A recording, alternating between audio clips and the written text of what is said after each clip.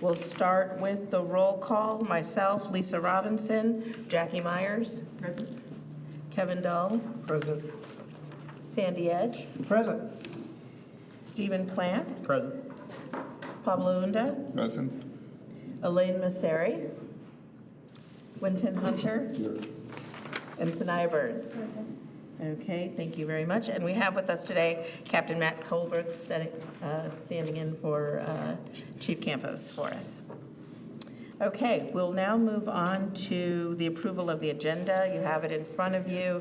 It's also available online if you take a look through here and see if there are any changes, additions.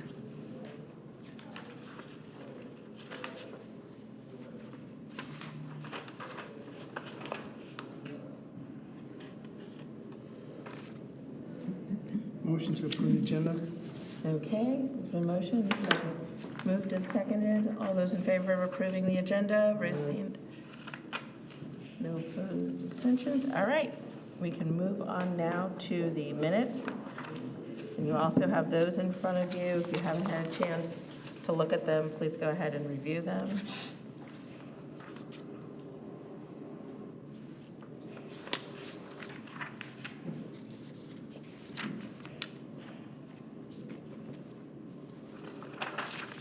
If there aren't any changes or additions, amendments, edits, if I can get a motion to approve the minutes. So moved. Second. It's been moved and seconded. All those in favor of approving the minutes?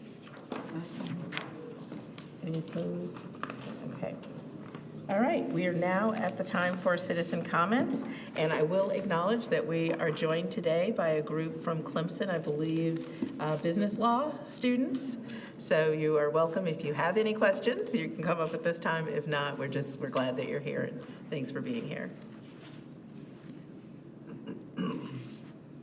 Okay, at this time, we do have a presentation by Mr. Bill Brightman with Service Dogs for Veterans. Would you like to come up?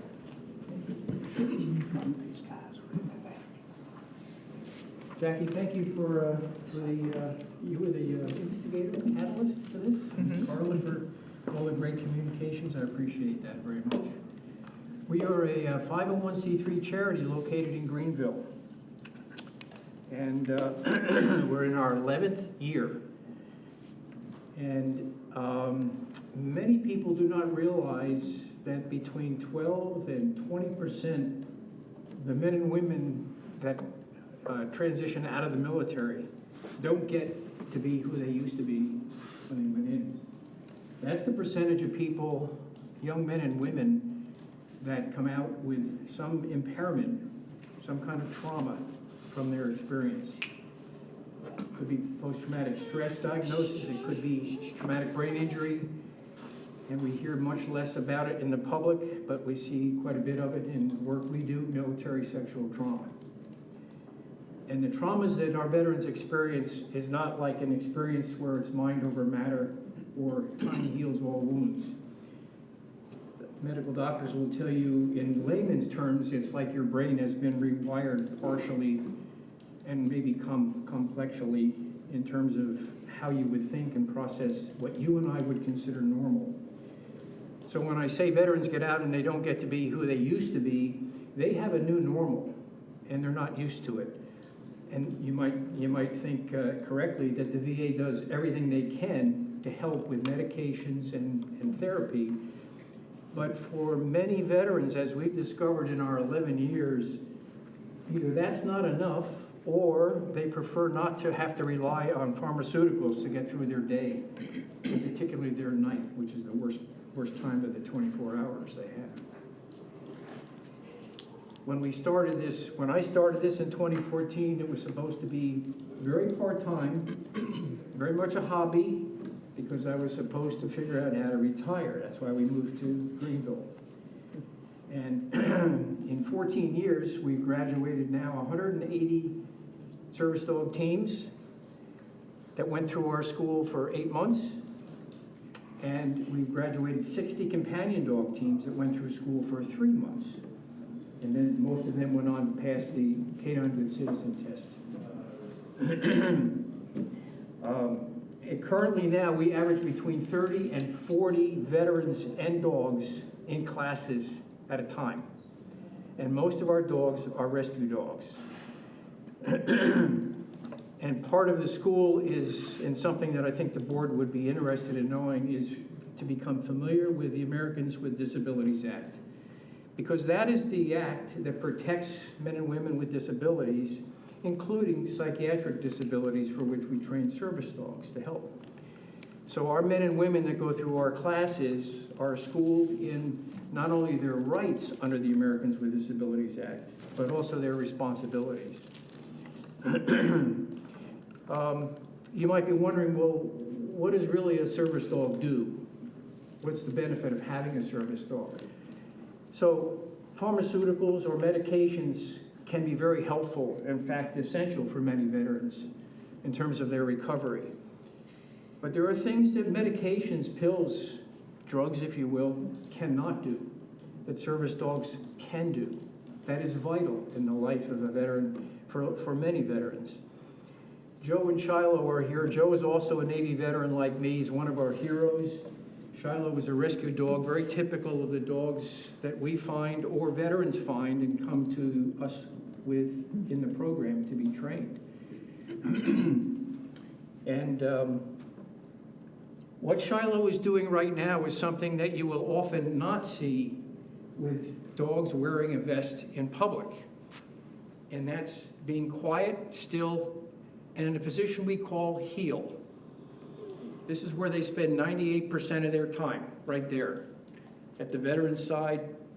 And when the veteran needs focus from the dog has learned a command called eyes. And it's with this command that if the dog needs to be resettled or the veteran needs to be grounded, they'll ask for eyes from their dog and a gentle pet to reward the dog for it. And with post-traumatic stress and traumatic brain injury, this is what we call a grounding kind of action that the dog can take. Under the Americans with Disabilities Act, we have to go further than that. Under that act, the dogs have to be trained to do an unnatural act anytime the veteran, in this case a veteran, but it could be anybody with a service animal, they have to do an unnatural act that would help mitigate the symptoms or ground the veteran in time of need. And what we've just seen here demonstrated is called cover. And this is where the dog would watch the veteran 6 o'clock and watch for something that the veteran should be paying attention to. We would use this, the veteran would use this task or a block, which the dog is in now. If they're looking on a shelf in a grocery store trying to find something and they're very concerned about who's behind them, how close are they? Is there any danger? Is there anything I should be aware of? And so the cover you saw before or the block would put space between them and someone behind them. The amazing thing about these dogs, when we train them to be this focused on the state of mind of their human, is that we don't train the dog what to watch out for. What the dog learns is what it is that makes this veteran nervous, or any veteran that we train with a service dog. What is it that they're concerned about? Sometimes it's a shopping cart with kids. Sometimes it's just carts that get too close. And the dog is going to learn to alert for that and go into a position so that the veteran knows right away, okay, I need to pay attention to what's behind me, because when they're in that task, he's trusting the dog to watch out for them. And what he was just doing is called a push, which is where the dog leans in, puts pressure, and they can feel the warmth. Can we do a push again? Yes. Oh, we start with a push. So he starts with the push by putting his paw on top of Joe's foot. And that's to alert Joe, okay, I'm going to be pushing now. Now, to you and most of the public looking at this, it's just cute to see. But when you're dealing with stress out in public and you're getting elevated from your anxiety, that can be extremely grounding when you know your dog's paying attention to you and doing something It's going to help remind you it's going to be okay. Brings the veteran back to the present. We train dogs to do the simple things, like a down and a stay. If you are out in public and you see someone with a dog, and the dog is walking around like this, and they're never still, and they're sniffing at everything, we call that a pet in a vest. And that is the worst thing we hate to see in public. And we see too much of that, and unfortunately veterans can be the biggest offenders because there are so few organizations that will do what we do in Greenville for the upstate, and in fact beyond the upstate now.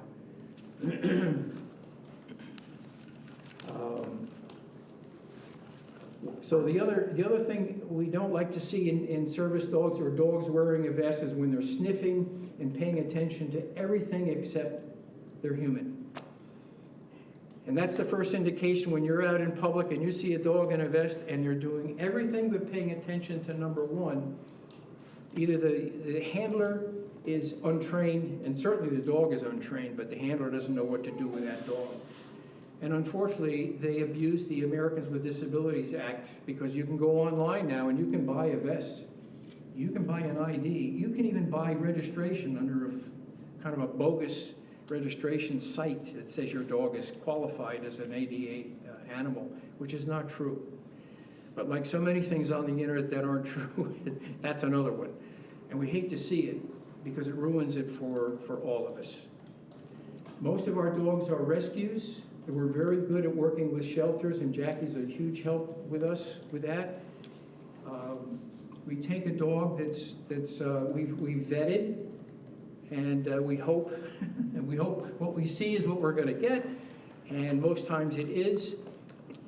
Shiloh was a dog that knew nothing when Joe got Shiloh from the Oconee Greenville Humane Society. Greenville Humane Society, yeah. So one of the things we do, we call this proofing right now. It's a sit-stay, very simple thing to do, but not so simple when there's a lot of distractions and things that can be very interesting for a dog, you know, the bright, shiny object kind of mentality. Dog is told to sit and stay, and we'll throw food on the ground, we'll bring up a wheelchair, we'll bang the drum, open up an umbrella, dog's got to sit and stay. Stay where put is one of the primary initial training steps that our dogs have to learn. Sit and stay, or down and stay. Right. So, and now we're doing bracing, yeah. So that is another thing that we will train for. Stability sometimes is an issue with our veterans. And the dog will learn to walk with the veteran, providing stability. That's a vest that has a handle on it, and you're probably familiar with that when you see a seeing eye dog. This is not a seeing eye dog, but it's used for bracing. We call it bracing a temporary support. It's like what you would need on an arm of a chair when you go to sit down or you go to stand up. It can be very helpful. So I've been talking here for 10 minutes. 10 minutes. And now the best part is I'd like Joe to share what this program, this dog, has meant for him in terms of his living with his symptoms. It's very typical. I didn't say, but I will say now, most of our veterans that come to us have been in the system at the VA and have a rating anywhere from 80 to 100% disabled, and sometimes permanent and total, and sometimes unemployable. So we're dealing with cases where men and women at this point come to us and either want to get off the pills or they don't want to start taking the pills, but they still have very serious issues to deal with. And I'd like Joe, who's such a brave guy, to come in front and be so vulnerable to talk about his life before and now with his service dog. Well, I'd like to start out first of all, Bill, by I heard this at a Clemson game. Everybody was chatting it. It pumped everybody up. They said, thank you. So, my name is Joe Kelly. This is Shiloh. He is a rescue from the Greenville Humane Society. He is what's called a silver lab, which is part Weimaraner and it's part chocolate lab. But those aren't a guarantee. He's got Ridgeback in him, he's got Golden Retriever in him, and there might even be a little bit of Pit Bull. Before I met Shiloh, my life consisted of working out my fingers, because that's all I did, is I sat in our house and played a video game. I waited for my wife to come home, make dinner, order out, never went out anywhere. I was pretty much the equivalent to homebound. It wasn't that I couldn't do it, it's because I didn't want to do it. You know, the other thing is that every time I went to the VA, they were like, here's a prescription. Okay, I take that prescription, but you know what? That prescription makes me real tired. Oh, that's okay, we got this prescription. All right, now I'm getting tired, but it's helping me up some, but it's also increasing my anxiety. Oh, we got this one, and this one, and this one, and this one, and this one. At one point, I was on 20 different medications, including pain medication, because I was not moving anywhere. If you just stay in the same position 24 hours a day, 7 days a week, it hurts. And so you take a pill to get rid of it. And then you take more pills and more pills. What you guys see, especially Captain, you see it out on the street. You see the person that's sitting there just in the back or the corner of the store. They don't want anybody near them. They're like this. They're in a protective motion. Okay? Might have the long straggly hair, might even be without home. But if you ask that person, a lot of times you're going to hear, I'm a military veteran. They have PTSD. They've gone to the VA. VA does not like to diagnose you with it because they're going to start paying. So it takes a while for that. I went through the program because my wife was sitting there one day and she pulled out this picture of a little puppy wearing a pumpkin bandana. I looked at it and I said, okay, call him, see if he's still there. His name was Fred. We went down and I'm here to see Fred. Then I see him. Sure enough, put me in a room. 30 minutes later, we were doing the adoption, and at that time, I told him change his name to Shiloh. It's kind of a funny story how we got there, because we had a dog named Cairo at the same time. And I wanted him to be named Kylo, after my favorite movie, Kylo Ren. Okay? So we couldn't do it, so I had to shift. I had to accommodate again. It's me accommodating everything. And we went with Shiloh. Well, Shiloh was young. He was very young. I got the call for January to start with him. He's supposed to be 6 months old. Shiloh was 4 days shy of it. Cassidy didn't quite tell Bill, she's our lead trainer, didn't quite tell Bill about the 4-day difference and brought me into the class. He and I sat in the corner of the class with all the other veterans. He and I did not interact with the lead trainer, Cassidy. I stopped to talk to Bill in February, and Bill was convinced that this dog was too young. This dog was not going to make it. He was going to have to repeat the puppy and intermediate training. I'll tell you what, at my graduation, he said those are the words he will happily eat. He said, because Shiloh made the difference. When Cairo died, he and I went through a period, 1 week, where we did not do a thing, nothing. Didn't train, didn't do anything. We still showed up to class. And then my family at Service Dogs for Veterans said, when you start to grieve, put it into the training. We went from 0 hours 1 week to 40 hours the next week, because every time we felt like we needed to, we trained. He ended up graduating. Oh, I'm sorry. Before we graduated, we went to Disney World. Yes.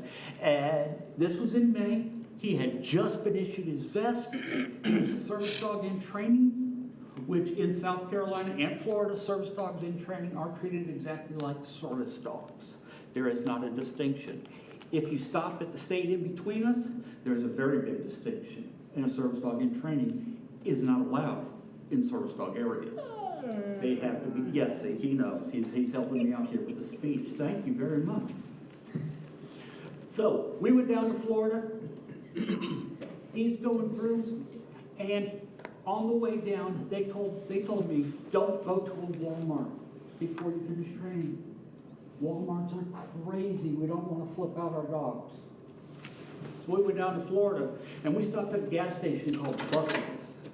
I don't know if any of you have ever been to a Buc-ee's, but it is a Walmart on steroids, okay? So we stopped there, and there was a picture that my wife took of me, and Bucky over here, and Shiloh, all by himself, went into a cover position. We hadn't learned it yet. He saw it once, but he was watching behind me, and he was doing a great job. And it made me feel really good, because that's what I said. I sent him the picture, and they said, how did it make you feel? I said, I felt secure. I was in a Buc-ee's with 10,000 people, and I was okay. And that's what the dog's supposed to do. Now I'm going to fast forward to our graduation. At the time we graduated, I had started a couple months before, but I was completely off any painkillers. I had stopped them because I was up, I was moving around, I was doing stuff. I was off the trazodone, which helps calm the nerves. There was about 5 or 6 other medications that all went away. And of course, VA still has to pump full of medication, so I still have to take the heart and the cholesterol and all of them, but still, I'm no longer taking a meal of pills. That's what Shiloh did for me. And you know what? When you meet that person sitting outside the store that's just going like this, or you meet the real flipped out person that doesn't want to talk to anybody, that hates everybody, give him his phone number. I'll give you his house phone so he can call personally. Give him his phone number, because there's a very good chance you're talking to a veteran that has PTSD, an anxiety disorder, or a depression disorder, and nobody knows it. I think he has some pamphlets here that I'm going to hand out for you as Bill finishes. Thank you very much. I will be more than happy to, if you have any questions for him, or if you have any for me, please feel free to ask, and I'm going to give you back to Bill. Very good, Thank Joe. you. Thank you. And Shiloh. When the dog alerts and he's behind you and goes to a cover position, is there any other interaction other than that? He alerts as he's just covering, or there's no aggression to the Oh, no. golf, to the No, his job. grocery cart or whatever you said? Right, his job is, in any of the tasks, is to, signal to the veteran. So in cover or block, Well, Shiloh, if he's in cover and somebody comes up from behind me, will immediately go to the block position. And when I feel him in block, I know, hey, there's something going on behind me. Okay? but there's never any, the word aggression, there's never any of that. Okay. The number one attribute of a properly trained service dog is that they're unobtrusive. And the litmus test we love about that is when a veteran is in a restaurant, the dogs learn a command called under, and they go under the table. And we love to hear stories from veterans that say we sat down and ate, we were there for 45 minutes, and when we got up with my German Shepherd, everybody looked at us like there was a dog under the table for 45 minutes and we didn't know it. Well, They're taught to stay quiet and be unobtrusive. We also like it, a little detail here too, we also like the dogs to be neutral as seen in the public, or positive. We prefer that they be positive, but they can be neutral. So what we don't recommend is aggressive-looking dogs for a PTSD veteran, because it's off-putting to the public, and it can create, the public can be very vocal about that, and it's not healthy for the veterans. So dogs that love to be petted, like Shiloh, Chala, are How long- wonderful animals. How long did you say that the training takes, or did you? I don't know if Yeah, you we just didn't said. get into any details about that, but it's 8 months long. And we don't train the dogs and graduate a dog that knows 32 commands and then give it to a veteran in need. The veteran goes through for 8 months classes with their dog.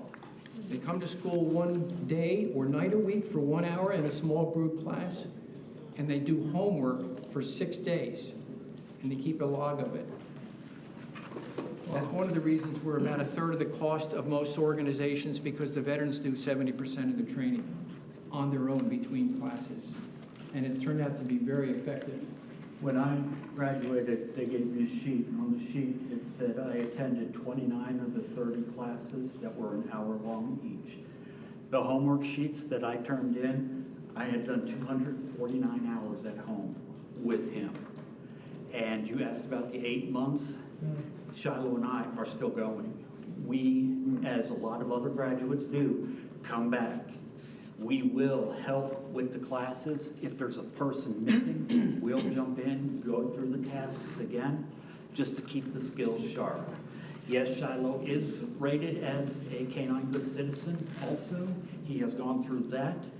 He is right now in the process of being certified as a therapy dog. We've got to do more thing through the AKC, but we want him to be able to do that. And that's something you don't see often, is a service dog and a therapy dog at the same time. Are there Mr. limitations? I'm sorry. Are there limitations on the therapy? Is it school kids? What?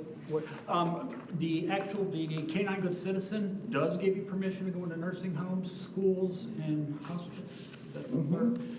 Okay, it does do that. What the therapy dog is now he would be able to actually get up on the bed with the patient if they wanted to pet him or something like that. It's a little bit more physical contact. The other way with the school and stuff, he's pretty much like he is right here, where I brought him to each one of you, let him smell your hand, and that was about it. That's what we do with the school children. Mr. Kelly, Part of it does is that they realize, dogs will realize that. Shiloh realizes when that vest goes on, it's like a police uniform, it's like a military uniform, it's work. And they have a work demeanor. When the vest comes off, Shiloh is a dog. He's a puppy. A puppy dog. And when they're in the therapy role, the amazing thing is the vest comes off and they wear a bandana. And at that point, the dog realizes, I'm not here for my human, I'm here for whoever's in front of me. Whether it's somebody in a wheelchair, in a hospital bed, convalescing, another veteran. And the dogs learn that. They live 3 lives and they love it. That's great. Yes, ma'am, I'm sorry. Oh, no, that's fine. So, Mr. Kelly, do the VA benefits cover the expenses for care of the service dog? No. No. There is a program where you can get the dog paid for on his food, vet bills, that type of stuff. But it is extremely hard to qualify. It's just like a lot of other things in the VA. You've got to jump through hoops on one leg while it's lit on fire, and that's just to get the paper to fill it out. Yes, ma'am. It may answer this in this literature, but is there a ballpark figure on what it costs to train one dog? Yeah, the typical cost for what we do is between, it's roughly $30,000. Our cost is $8,500. Per veteran. Big part of that is what Joe said, is that they do most of the training. 70–80% of the training is done by the veterans at home. The other part of it we didn't mention is that we're volunteer-based. We have very low overhead for what we do. Those two combinations put us at about $8,500, less than a third of the cost compared to what's out there now. And when you buy that $30,000 dog, he doesn't know you, you don't know him. You get to spend, is it 3 weeks? 2 weeks. 2 weeks with an instructor, and they teach you how to communicate with the dog. During our time, for the $8,500, I got to know this dog inside, outside, backwards, forward. He and I became one unit. He knows when I'm not feeling good, even when he's not in this. If I'm just sitting in a chair, relaxing, and I'm not feeling good. He gets off of his place, he's got a special bed that's right in front of the fireplace, he's got all these cozy blankets, it's real nice. And he'll come over and he'll lay underneath my recliner. Or he'll come and lean onto the side of it. Or he'll just nudge my elbow. Just sit there and poke me. And he's saying to me, hey, Dad, you're not feeling right. Something's going on. These dogs don't cure PTSD or anxiety. They don't cure anything. The only thing that could possibly be considered a cure is to help with the cane. But they don't cure it. They're an early warning system. That's what it is. Remember all the people killed by tornadoes before they came out with early warning systems? Well, that's what the dog is. They let us know before we turn into a tornado. And Captain, again, that's probably when you get to meet half of the veterans, is when they're tornadoes. So what's the 30,000 for? What was that figure for? That would be for a dog that is ADA compliant, professionally trained, 100%. Oh, okay, The veteran would have no part in the training. I got you. Our program is the other, it's 180 out from that. The veteran starts in beginner or puppy, they come in, and we train the veteran to train their dog. And you might be wondering, well, that doesn't sound too promising. Veterans that have these kind of impairments, but in fact, we've had a couple of therapists, one is a PhD, come through our program who themselves have PTSD from service. And what they say is that what we do is a force multiplier for therapy.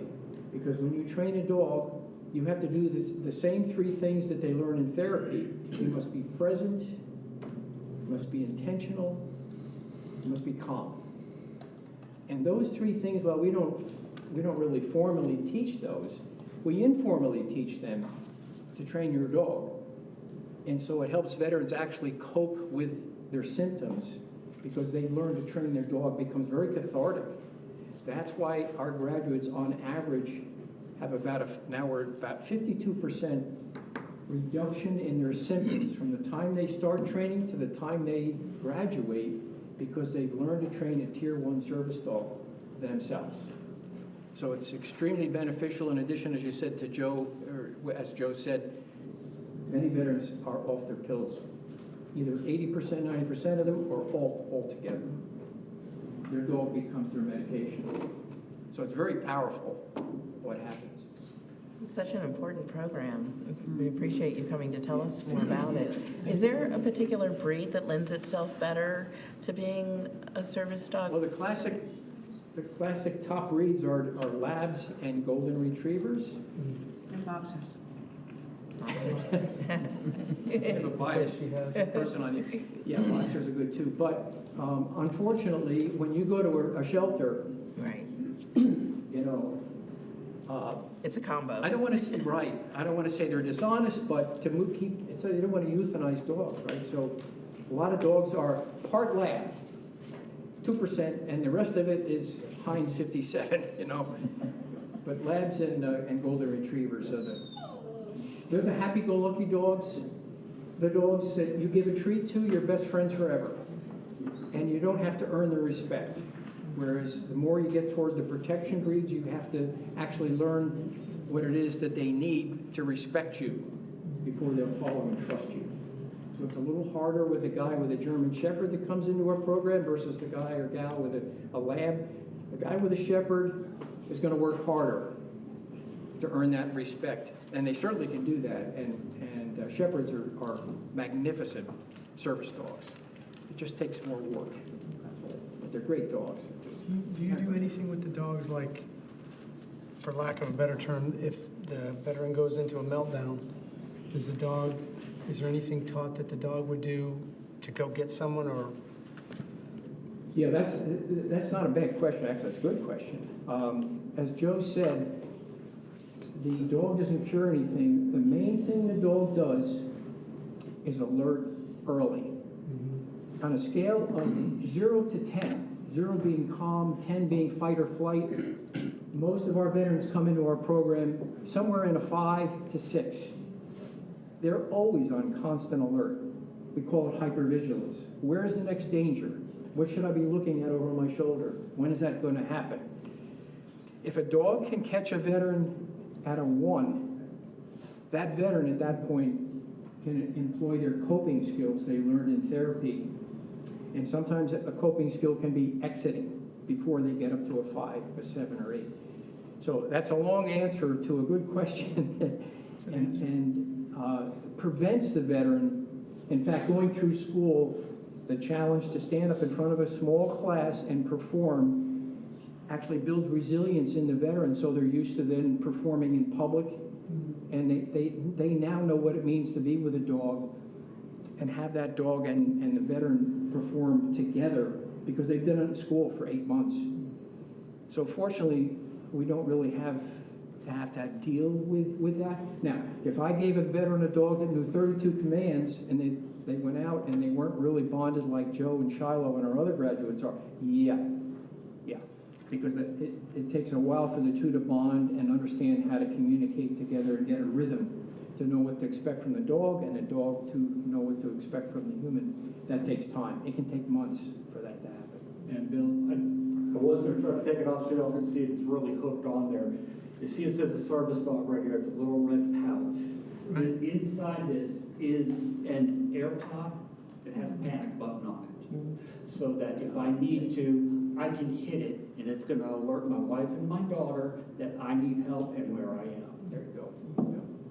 Do we have any other questions for Mr. Kelly? How big of an area do you find that you're servicing for vets? That's a good question, yes. Okay, so we set a 2-hour drive limit because they got to come to class once a week. But because of the quality of our work over the years, we now have veterans deploying to Greenville to come to class. We had a veteran that came from Texas. We have one from Oklahoma. We have a couple now living in Tennessee. And they'll come the day before and overnight. Or actually, we have one in an RV that's coming, staying in an RV park to go through the training. And we've been recognized as a premier charity for veterans to get a service dog in the Southeast. It's become so effective. So there's a 2-hour drive limit with exceptions. So we. Do you find that you work well with the local law enforcement as far as dealing with some of those veterans and those Yes. conditions? Yeah, very well. In fact, the police will often call if they're on duty, especially at an event, and someone's coming in with a dog and they claim to be a service dog and they have a question. They're pretty dicey for law enforcement because you can't, if the person says it's a service dog, there's only 2 questions you can ask. And if it's not acting like a service dog, sometimes if you're in a quandary, well, now what do I do? And then you call for help, and they often do. Well, thank you very much. We appreciate your time. We appreciate you sharing your story, Mr. Kelly, and also bringing Shiloh and getting a chance to meet him. Questions out there?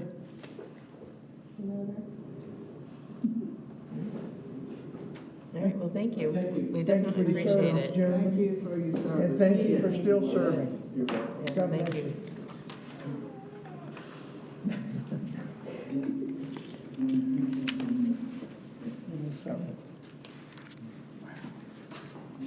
Okay, we'll go on to the department status and staffing review. Captain Colbert? We had a lieutenant resign several weeks ago. We filled that spot with Sergeant Davis. She was over accreditation, so she was promoted to lieutenant. So now we have to fill her spot. So we'll have a sergeant's job opening. Right now we still have 2 officer vacancies, 2 dispatch vacancies. We just recently had a part-time dispatcher resign, and then we had another full-time give a 2-week notice. So we're going to be down to 4 dispatchers. We have 4 officers in training. Good thing about that is one of them's in FTO right now. The other one starts FTO, will start with us April 13th, I think. Something like that. And then he'll be a very short FTO, already certified. Then we have 2 at the academy right now. And we have one who is on light duty because he was at the academy and got injured. So he's helping us around the office right now. We had Sergeant Reyes got sworn in, Ritzabel Reyes, on the 3rd of March.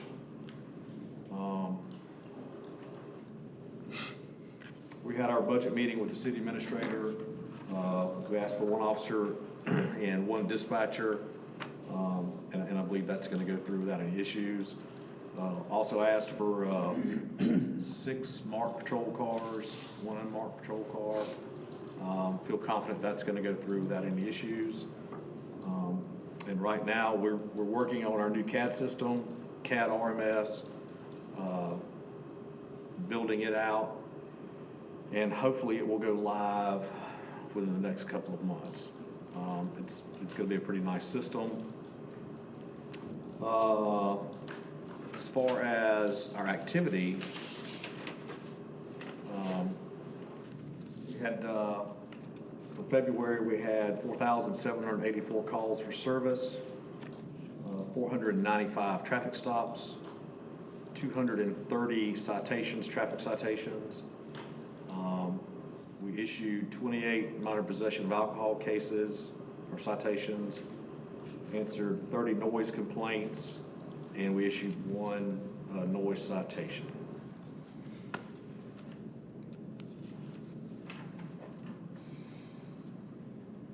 Do we have any questions for Captain on either the staffing review or the crime review? One thing about the cars, is it going to be Ford Explorers or is it Yes. going to? There'll be 40 Interceptors. That what we always ask for? We've had really good luck with those, with the Interceptors, the little Ford Explorers. We do have some Tahoes that don't seem to hold up as good. They have a few more issues than the Explorers. But yeah, they'll be just like the gray ones you see now.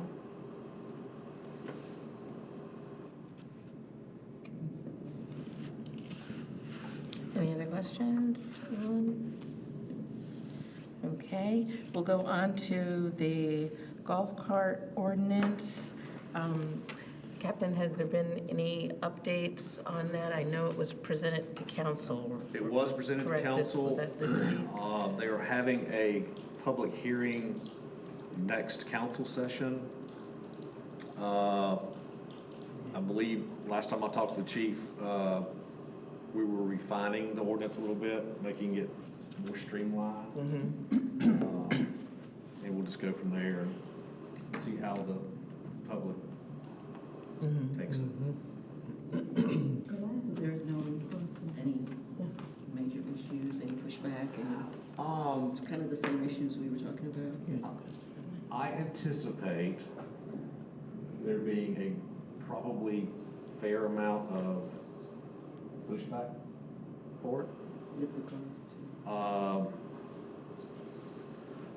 The actual registration of the golf cart, and I think there's the few questions that I've taken this week. I think there's been some miscommunication as far as what the ordinance actually is for. And it's nothing more than we're able to identify whose golf cart this is. If you live in the city, we can identify your golf cart. We're not modifying any rules to where you still can't drive it at night. You still can't, you have to follow the state law. We're just trying to find out whose golf cart it is. So I use this example all the time.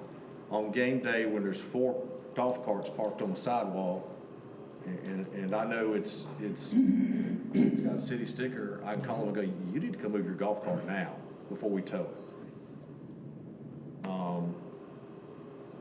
So it's going to be an interesting, I think it'll be a very, very interesting public session.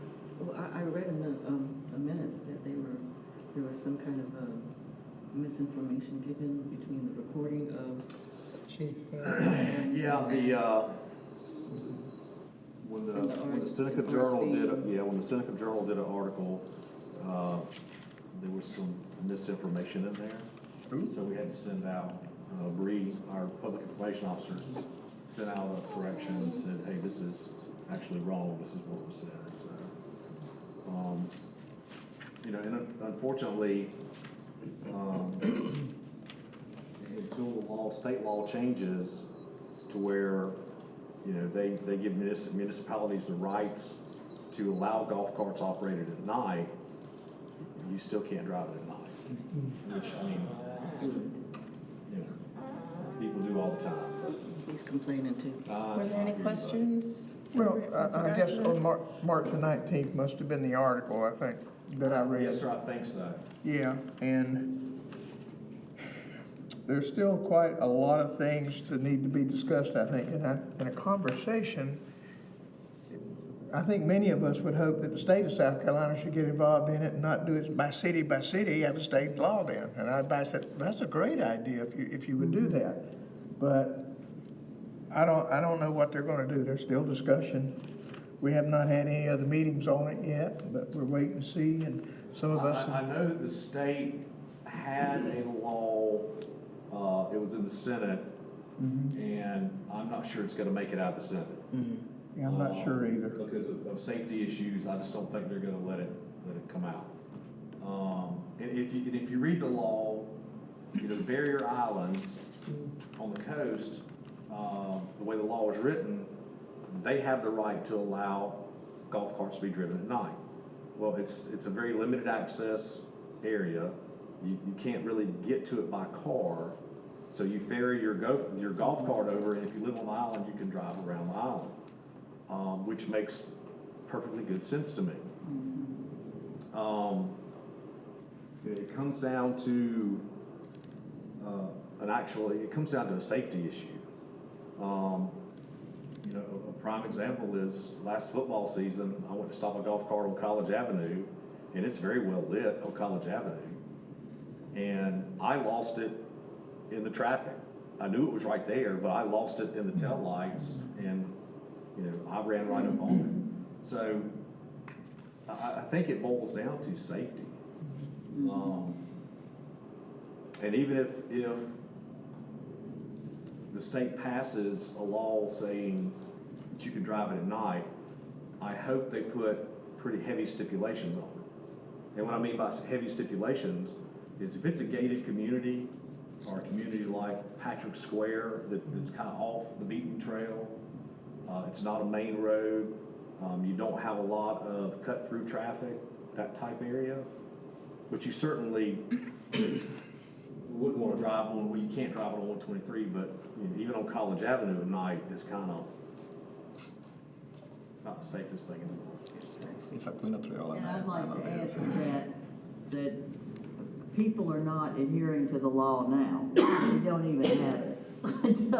So you can only imagine if we passed it at night, it would, they're not adhering, they're doing everything they can to circumvent the laws now. I can only imagine what it's gonna be like if they allow it at night. So the next council meeting, is that the second reading of the The ordinance? public- No, ma'am, that's the public hearing. The public hearing will be April 7th at 5:30. When is it? April 7th 7th at at 5:30. I recommend showing up if you haven't. There's still a lot of discussions out there about, y'all know about the Myrtle Beaches where the lady, the marriage and And- somebody hit them and So killed I- one. Right. I first approached our city administrator probably a year ago with this idea. Because people, unfortunately, they violate the law and they bring a lot of golf carts during football season. And we're inundated with them. And I'm like, that there has to be a way that we can differentiate if it's supposed to be here or not supposed to be here. Columbia is having the same problem around the stadium there. So I kind of came up with this idea that after reading from Isle of Palms, Surfside, Edisto, reading their ordinances, that maybe we should try to do something similar so we can differentiate, you know, Do we know who owns what the golf cart. Because even if you go to the state, you get a permit for the golf cart, the little sticker that goes on the windshield. We have no way to tell who owns it. We can't run it like a tag or a driver's license. We have to call DMV or email them, and it takes quite some time to get that information back. So it was just an easy way to identify golf carts that belong to residents that should be here, and it's kind of grown from there. Do we know anything going on with Columbia, what avenue they're taking? There's a little bit, but not much, and I was thinking, They're maybe working- Thomas they're could working on come the by. same- They're working on an ordinance similar to ours, yeah. but I don't know the verbiage of it.